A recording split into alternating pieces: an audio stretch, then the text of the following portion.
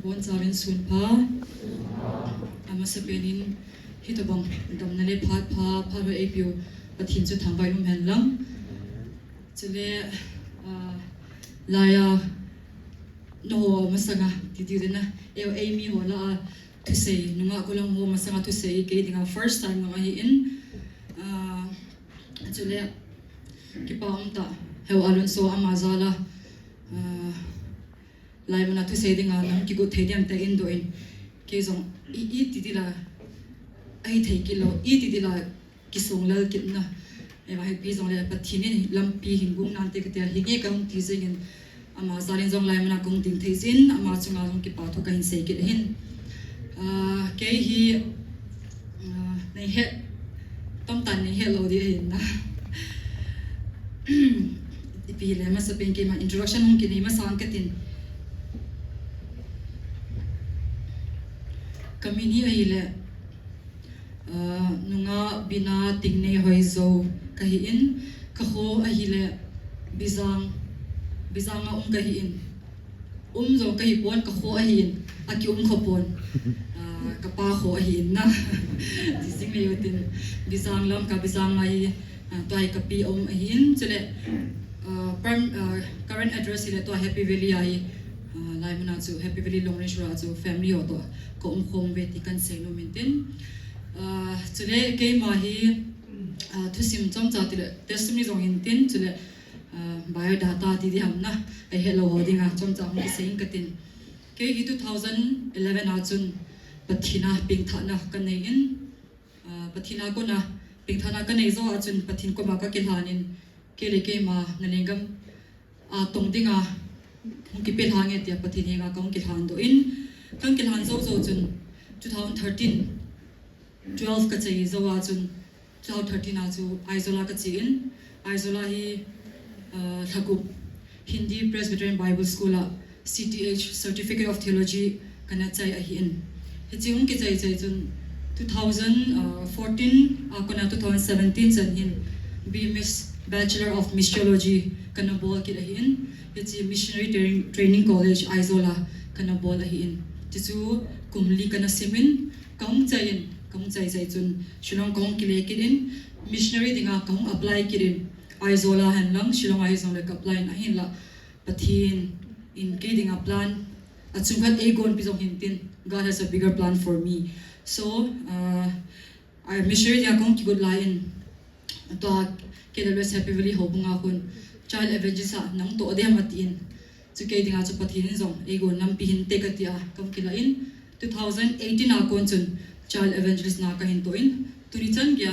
ima cha bui na umlo hela pathin lung sin azalin Sunday school ho kana vet calls in chule aka le chapang ho te ina covid masang chan chun vil na ho kana nei zin covid hong ke pa akon in thu zo si hong ki bui tain ani ki zom ki ban zom thei ta pon chu okay ma chongkat bio data hintin chile sharing ka testimony chongkat hin saying katin no hi na wang pawin ilanga ko na piam Amy gam ti di na society khara nong ping ho win nong khang li uvin chile pathin tu hen lang ipilam pang izong le piam loi le pai na ne uvin pathin langa zong na hu ha diu ka ta sanin ki o hi blessing in disguise ki ti di ham na awang phana chu biam ta le gampa ma kana manin na gampa ma mitam ta gampa ma num di ong di ga hin hito mo chun kapa hi sipai ana hi je chun gampa ma kana evin ke hi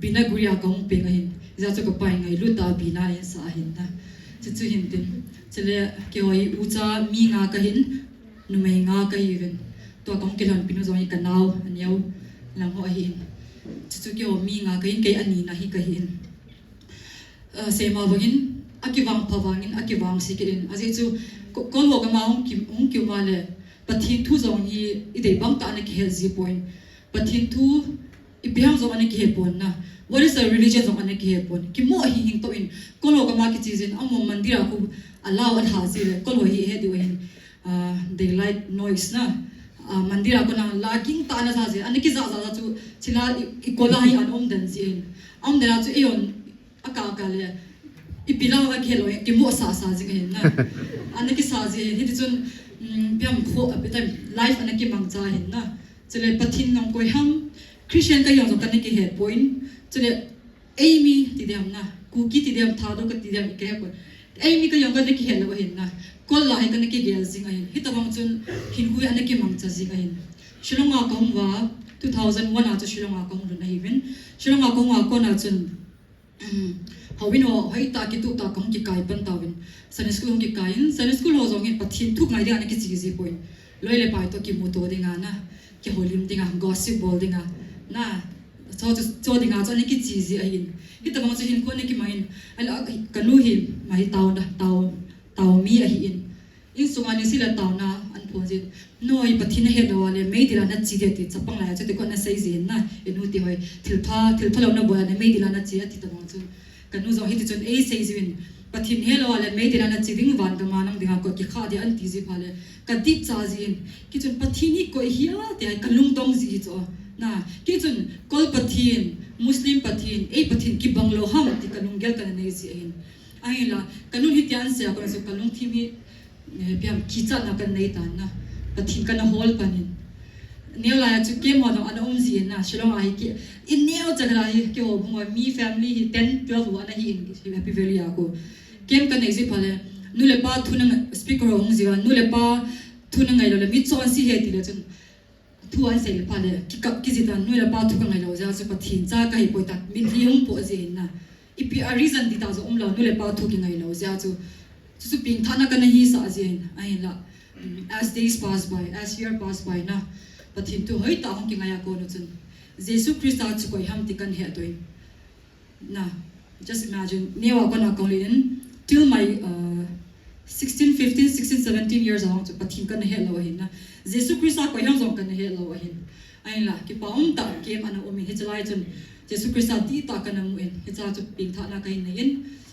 pathin tu khomi anu dan hi ti kan ki mu do in ka ping tha zo ni chun azinga hu che te na azinga hu kanu le ka point gas la dinga ai so la hin ARC la ha kan la azi hin lampi kana zo la chun long range lampi tin a head dimam long range lampi kana zo la chun as I was walking na I was like I saw the nature na the how should I say I saw the nature the wind na hui chung ling in bana thing phung chu like it was moving and the bird was singing like it was so peaceful na khamon na I find it so peaceful when I listen to all those things and I realize how beautiful God is na hitsa ka chu pathin a khai dan chu pathin a lo pi dan chu kan mu do in hi chi tabang lumon na kanai hitsa tu chan ga hi biam akale akan kana ngai cha ji kana mu zo ji kon aji chu hi chi lei si gen thei lei si na hi ji chun na tam bal phale e yong ki thasam ji hi tabang ni si ni ho chun pathi lo pin ho kan mu don pathi ka thang boin ka ki pa e pakai ke ma hi ma cha hi zon nei than to ji ka ki pa dia pathi ne ka ki than ki hin hi cha ko na chun kem aizola kanu zala ti din kanu in e ki thopin hanu bible ka sim no me pathi na ka to no me ka di zo a bible chu ka sim no ka sei bon pathi na ka to no me ka tin ala hi chi tinga chu bible sim zo angai ti kan he ki dai lo ka he ki lo hin kanun e lam ka in aizola ka chi in 2014 a chun Hindi Presbyterian Bible School Hindi kana simkin Hindi Bible ani ke sim phalo Hindi kana sim kirin hichara ang chun thagu bho kana simin aha sama main kol pawa ki thosi wangin pathin thui e pawi halang English halang Hindi zong le aha ji hin na ta chu Hindi akong ki zil chu pauza chum ka ki za phalo ki khalo Sanskrit ani ki za jin aha thuin aina pathin nong sin na in Hindi Bible so kana zo ki dahin hichi zawa chun MTC missionary training college kana kai la yang chun in sung hi we didn't come from a very rich family na poor family akona sule pa zong ha san hichi family akona background akona hong ki hi ji chun bi mi sim ning a zong so Bible sim hi sum tam ta ki sen jing a en hichi ding a zong sule pa ya ki nei zo pon ka pa zong ex serviceman a hi le alo zong hlom kit le iti a sponsor diam tin iti a job diam tin kalung kimin ai na ki pa ta hobung ho koma sponsor din kana thum chen e ka taw no e ngai e san pin ka sim sunga e sponsor win amaza bahobumi hozala chun dam sila hiji course ang kana chai the hin hiji ka simsunga chun seile hindi ako na kan chaya mizo ho ako na kan lut kit ahitan ka kya kit ale mizo ho la mizo paw ki tho thei lo mizo ho hi he di wa hin amoi apawi angai san da no chuna apawi pride ya ko yu cho nang kol hi han nang za dang hi zo chun mizo paw nan ho te te di hita ma chu kam lut a chun biham loi ti ho chun what sentence kan ni so English hai ho jin akale mi zo pawin ho ke sin ki chu like very blank na ma cha hello kan om ji ta cho ale khali class a jong chu teacher ho in thu an sei sei le bible tu class o subject an la la le mi zo pa an mang ki tai ke chu ka lu ha ka na lung chong na ki ka lu ha na hin ai po hi ti bible ka simal iti pathin thu ka he diam ka ti hin na ai so bible su I ma cha kan he lo hin dạ chú pathin thui iti ka hedam iti machal thediam ti lungel kanin ka thang to min kalung I set my mind ki like mizo pa hi hil ki sil te te nga ya kum li kan om su chu kum ni hi amo a tho phal ka ngai ngai jin kum tum final year kan ya chu kana pau the tai ala kam tho the pa chu loi tion mizo pa nong tip le aza za nan thoke mi za za lo me ke osa na thi me tai in ho ki jin ta mo che pathi nong se na za le chu bizo pam kana tho the na e war ka tha tho the kon ke he na di kham bia ka ki tho do na chele chibo si hi pon ha sa na tam ta ni ki to hin e chun pathi na to ya le chun thing na hin ku ki mang ding ani ki ti ji en khai ni ne loading kuwa ne loading na za che loading hi choi ani ki ti cho pathin lekha bible pathina ki pe hoi eva like a lutsu there were lots of temptation iloi de ber ale zardane loi beri che loi kalung dom ta cho ai poi choi iti da na pathina to pathina ki pe lo bi de ma choi ani am ti kalung gel om ji hin na ai dan cho mo hi angai na ai choi chong si da na ki ana sim ji lo da ni chule chi bo si ai pon chi ba na hi sumle pai la ma zong hin in sum mit an age of zolo pa da chu self support ki bo ngai ta na break phale ka principal te na ka chi ja na ka na to ji hin na sum ka ki hol ji man liya zanga kana mu jin akale en sam kyo le kyo ma en ne ding en sam kana en sam ka sep jivin I jam chu cheng som ni ka kilo jin hita ma chu pocket money kana ki hol jin in sum yo kana ki thum nom lo ja chu hita ma chu phal hong ki mang chain pathin nong sin azalin gen thi ha sana tam ta zong le pathin ei pan pia tam sira biham ka course kana chaya to hi lai bra chapang hola chal emer sa ka to in nom ta pathin ei pan pin ei pin dam sila kang to jing na lain su kan sei no mitin test result cha ki ako na sei nom chu hi twin hat hi ka de za chan na thei su na ang sa de ang chong jam kyong ka hepon na covid masama hi thu sei dinga ina busy in hobung langa ko kana sei jin aka le covid zo ako na thu pi kana chan khalo ja chu thangkha kam nervous hin na pathin thu itium ki sei tam ti kilong gel ha men chele ei pa zo aki thip lo ja no ei pa thim nge na hin ki oi ei pa ko thole min ei nu sa jina chapang ei pa na wa zo hi tiam van pu hoi ti le van ka pu hoi nya kala ti je na ne la zo ta mo chu pa hi ani ki confuse hin na la zo nei he thim wil lang pha chon chat pathin thwa in ki holim ti hin chi ki holam dinga ki holim na dinga chu bible chang zo ei sing bi ta in ki pa min chatuni la sa sei go le ala sa to ka tu sei yung ki bang tim din pathin ta zo it's very good na what God plan is ti yung ki bol phale aki thopi na diga wa chela sa nang bible sul ipilang pang zo le it very like kisu to aziti di ham na pathin thil go ni a hoi thein ipile tunia topic a ilut mas samuvin let me just ask you one question. Who do you think is a family to you? Na in sumi chu nang ani nga koi ham ipiham na nu chu nang tinga koi ham na pa chu nang tinga koi ham elwale na loi pa na loi nu elwale na ina ne ki thopi nu nang tinga chu koi ham chi koi shan hi dong ma saute na abang khaloi se utin kanu hi ke dinga ka gen thei ka ha sat phale ek thopi jing a hi wala ka pa hi ke dinga sble pa ka ngai cha phale apg pa hi ati diam na elo wale lu ko ma to nu chu ko yam lu ko ma to pa chu ko yam mi kha sei la ko ma to nu hi I have a crush on her na lu cha ki sai te cho na elo wale nakoma topa hu I don't know, I don't like him, but I have to sit with him. Intimate it na. Lungyal za based on who you think that person is na. Example sa nga lai ka het penny heu alun soin. Heu alun soin ke dinga ibiham tiada.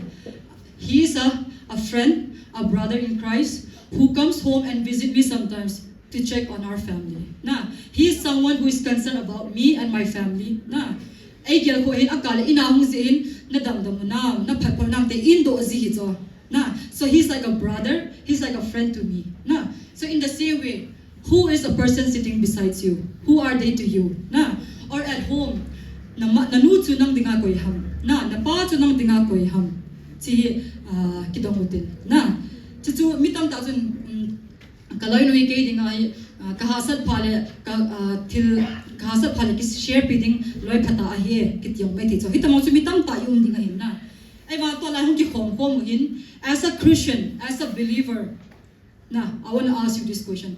Who is God to you? Na, who is God to you? But him chu na nga dinga koi ham. Na, I think it's a very important question, and I often feel that we tend to forget to ask that question to ourselves. Who is God to me? Or who is God to you? Patinsu na nga dinga ko iham, patinsu kaya dinga ko iham. Is God like your parents? Is God like my friend? Or is God just like a passerby? Mo biyam hi bye ti patiniham, ay lawala kibok pitay patiniham, ay lawala kahasa na ay kitopi patiniham. Si ay kitong to din na. It's chung chang ay dunya iki holim ding ahin. Chuchu chomcha anangai ko muitin Bible jong ahin sintain Matthew Luke bung som chang som tum lege ako na som ile chanchun mail mar thatu sima ko na hichi thu sima ko na chu chomcha an ki holim ding hin iki holim masin ki man pathine nga taw na hin ka tin bon cham missing na pawte labi be ha chum wana ko wana ka paw ka pathin o pakai tu lai na loi la pai ti hola hen lang kanau ti hola pakai na tu seya ding ding kahin tuni ke ma ima cha jong kahi pon hi zole pakai na nei man chai lang nei din pi lang ka tu sei ti ho zo si pakai na nei til kho banga kanau ti ona nga thain hin til kho ki lang angai ti ona nga thain hin holim pi lang chile pakai pathin hi ke ya dinga koi ham ti kong ki khol che thain ding wa tuni pakai hi sermon kan sei ding hoi hi sharing kan nei ding hoi pakai na thagau ti nei pi che vin lang tina ang so pan pi ngai cha kang tawin ei isa kai phatio zo sina kora kong kilhanwa ha chunung ka pakai Jesu Krista manin kang tawin ei amen. Ole, as I said, a question now, who is God to you? Who is God to you? Let me just point to one hendo hin amasa penaju pathin hi koi ham hema saute na. Who is God to me? Ti het masama chu pathin hi koi ham ti elehima. Okay, let's see in the Bible what it says. Who is God?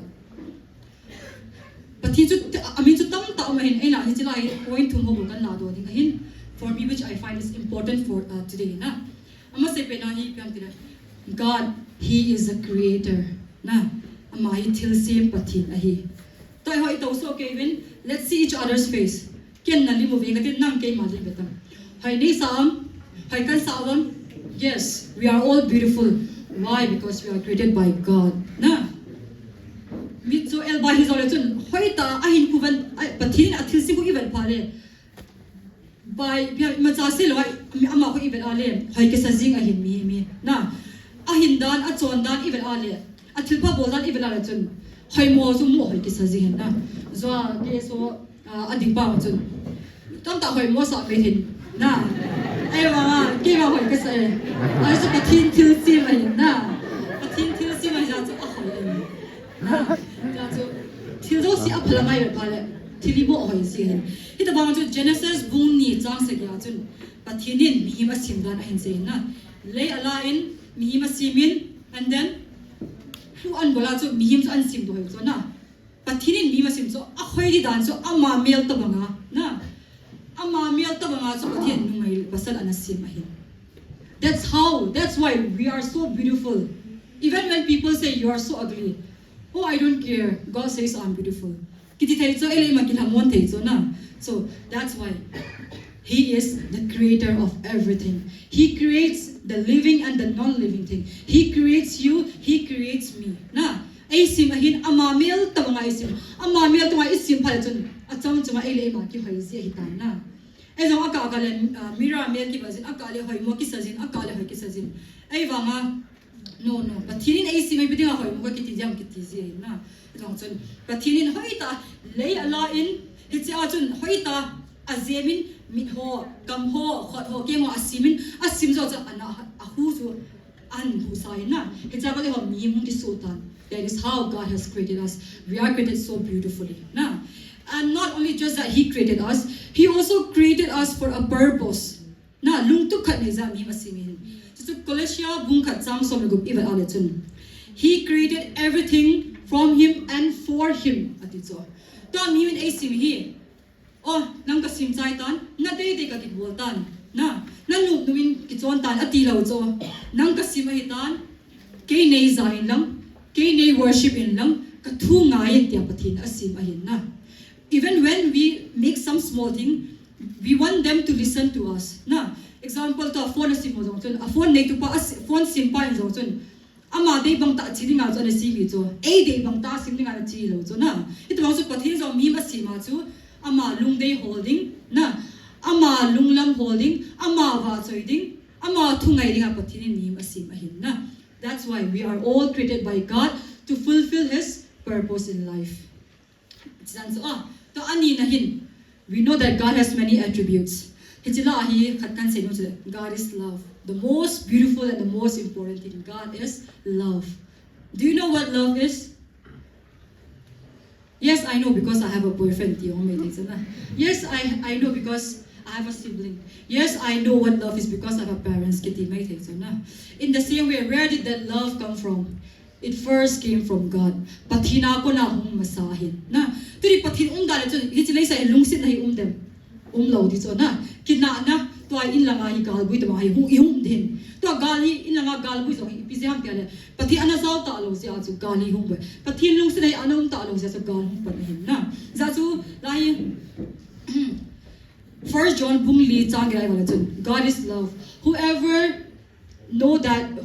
is in love, they know God, and whoever doesn't know love doesn't know God. Atisa lungsirin he ale pathin he ding ahin lungsirin he lo ale pathin he lo ding ahi atiso Bible ki chin ta azin na to ayin nangin kanu ahin ay wanga biam kapho zigin kanu hang hang zia chun. Is that a love? No, it's not a love. Na, that's so ahin lo ale chun pathin he lo zia pathin he lo zia is why kinana on azisu biam pile lungsin ay aum lo zia ahin na. That's why God is love. So who is God? He is love. And the most important that He has given to us is His own Son. Na, John bung tum chang som ni Bible chun. For God so loved the world that He gave His only begotten Son. At sa pa chang ka an pe ti so. Ko hi zong le amata san chan chu ton so hin kim na anay ding ahin na. At si so even the Bible verse you see, for God so loved. Atutu, for God loved you. For God so loved at so what does it so refers to? It means that He loves us so much. Nah, so much. I wish I could express that to you. How much He loved us. Nah. God loved Bina so much. Now, instead of the world, let's put our name there. God loved Uanu so much. God loved Sennu so much. Na, aiming God loved me so much that mi phalo hi le chun pathin achapa chang khat se ke dinga hin solati so. Na, that is how great His love is. Achapa chang khat to I so gai chapa chang khat chanu chang khari devem. Nanuin nang chu mi dinga na hin kui achan ngam dem ki ngam pon te na. Nule pa ngai da chi ki di hi cho ki phalo di cho icha pai chan ui mi gala chia gazawa thidi ki phalo mai the choi nule pan ai wa pathini alung se da chun chapa chang kha se bo anei ai wa nga achapa sa nga chun ai hoi ai lung se tai ti dau te na cho se le zong le chun pathin ai lung se walwa achapa chang kha chu a hin so la hin so ama chun a to chu a to tan. Now it's our work to do. Do we love God? Do we believe Him? Now that's the question again. That's why As I said, God is love.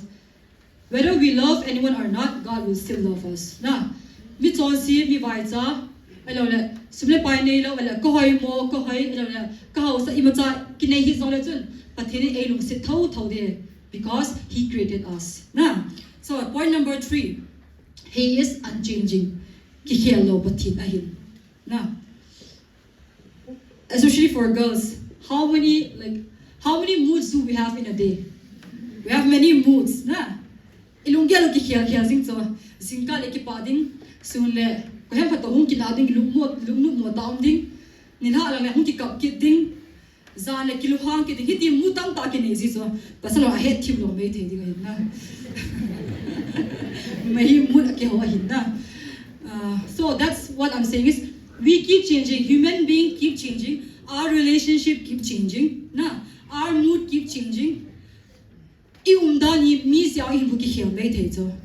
But one good thing is God, He is unchanging. He never changed. No matter what you do to Him, no matter how much you ignore Him, He will never change. He will still remain the same yesterday, today, and forever. As said in the Bible, Hebrews 13:8. Hebrews 13:8 says Jesus Christ is the same yesterday, today, and forever. That's how our God is unchanging. Na unchanging God. So, point to my kahin say ahin. Chomcha pitai kadai pet kan hen to ahin na. Who is God ya chu? He is a creator, He is love, and He is unchanging. And He is also a forgiving Father. Na, it's also ahin. To ahin tamkat Bible ahin do ikatin relationship with God. Na, relationship with God. When you know who God is, that's only when our relationship with God it becomes stronger. Na. It's the guy in Bible so I Peter le Judah Iscariot to sim kan na do ahin Bible in the katin direct story ahin say to katin Peter le Judah Iscariot to sim he so okay di ahin katasanin. We know that both has their own weaknesses. Na Peter le Judah Iscariot the 12 two of the 12 disciples of Jesus Christ ahin na. It's like Peter le Judah he a weakness if him. What are their bad qualities? Peter he le ama he mikitisa na he's a bright man. Tiso sia ka boldi but he's on two veins on had it e patin ipi on le nang nung ka zui ne ka thi de ta ase tu na Bible so that's how much pride he has na. And also he is also a luhang va pati luhang va mi khalahin na short temper mi khalahin as it's biam tale ama hi Jesus Christ pitai Jerusalem voting ana thading ana puilo la chun miten ama zo hi Peter hi khathilo ham Jesus nung ji han ta ma lunghang hi chona ka hi poeti lunghang a zam. So from there we can say he's a very bad tempered person, and also he's a betrayal na pathin a chaina chu he left God and ran away na. So that is his weakness. But in spite of all that, Peter he pathina ding an loi phata khala nahi cho na. Although how much whatever behavior he has, Peter still think that God, Jesus Christ is his friend, a close friend, where God can always call him at any times, teach him na tilam pidia chu puina ding a chu pathinin Peter chu ana bol sa jing ana sol jing. That's how Peter thinks that God is my friend, Jesus is a friend na. On the other hand, if you look at Judah Iscariot, what kind of person he is? His bad character. He was a theft. Na thief is about mi gucha hi cho chule suma du cha na. And he was also a treasurer. Sum call me and he cho 12 disciple ho ka so na. And ama hi sum call me hi a chule khawe Mary in so Jesus Christ akeng asol perfume ha la akeng asuti na asol thilai ta chun Judah Iscariot PS matia le hichi pathin keng Jesus Christ keng perfume anu sanga chun kisu do a mi vai zo ki pithei lo ham tia alungel chu hi ti chu ai na ama chun pathin Jesus Christ keng so chu chisanga chun azu do ding sum chu ama ko ma ding akila ding ama de ki man chai te lungel anei za chu ana sei kha ai na. That's how Judah Iscariot is na. And he is also a betrayer. He sold Jesus Christ for 30 denarius na. Jesus Christ ana Zou-Ki ahin na hitabang chun we can see that Peter, although he has all his weakness, he has all his bad character, still he think that God is my friend. He will be there whenever I am in trouble. He will be there to lead me in my spiritual life, will guide me in my path. In my path. And ang Judah is called nga pathin so he's just a normal person. Just a teacher. Just a teacher. Example Matthew bung som nila gupchang som nila abela chun pathin ase cho last supper ani di kon wa chu no la mi kharin ke tu ni ezu do de ati cho ale Judah is called chun Amy Bible ma chu pakai ke kahim ati cho ewa English ai se mala Rabbi, is it I ati cho if you see other Bible verse mizosin no Biham KD so haditi chun ase su yo sin pakai ke kem ati cho eva when it comes to Judah Iscariot he said that Rabbi am I the one ati cho so from there we can see that Judah Iscariot nga chu Jesus Christ chu pathin ana hi lo cho pathin mu ana vat lo cho savior ana vat lo cho ama chun Judah Iscariot chu a wise man a teacher may meya imacha bol thelo biham thi ngam dingao agelo van kama le ningaw agelo he's the creator of agel belo so imagine just a normal person who has tangkat tilbol the ho ana hi sa hin na Judah Iscariot is also machana gel lo ja so nom ta pathin so ana zu do hita na sum of 30 denarii sa na zu do hitan hitawang Judah Iscariot pathin so ana vet ahin na so from there I want to ask you that what are you there na ipipen so dong na hiyam Jesus Christa pathin avat tabanga Peter pen chu na hiyam wala Judah Iscariot ahin ko ai pathin sa nga chun thildang dang anagel ko sule pa anagel do anagela leise thilo anagela pathin chu anagel ko lowa thildang nga chu anagel ko tabang chu hiwa na to ai in ko so if you see our life experience we see that we have our own life, our own struggle, our own pain, our own heartbroken thing to do na it's like that so pathin chu nanga dinga ipiham na pathin chu dangin hoi lai na koi ham is he your top priority? Are you having a good relationship with God even though people say that you are a bad person?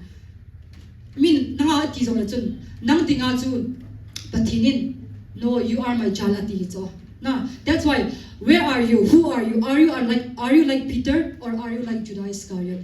Tuni alien kitong mute kasay numahin na. Za chun hitjoy head na dinga chun let's ask again ourselves, who am I to God? Who am I to God? So that we can ask God, who are you to me? Who am I to God?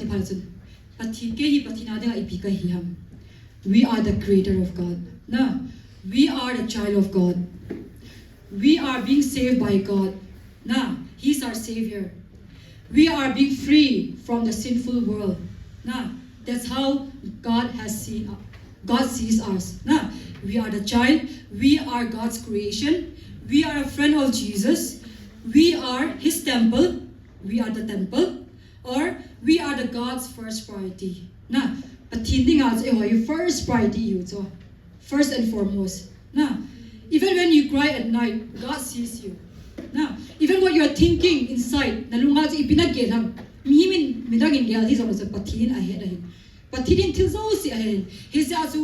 since God is our first priority,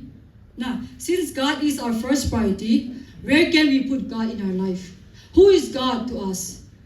Is He just a passerby? Where I say, hi God, bye God, I'm very busy. Kabui vale, zore kya hote ti diham. Elo vale, hasab phale pakai tuni kahasa vale, nei ki thopi tiya, pa phale idon lo pathini kirwam. Idon lo mi kirwam.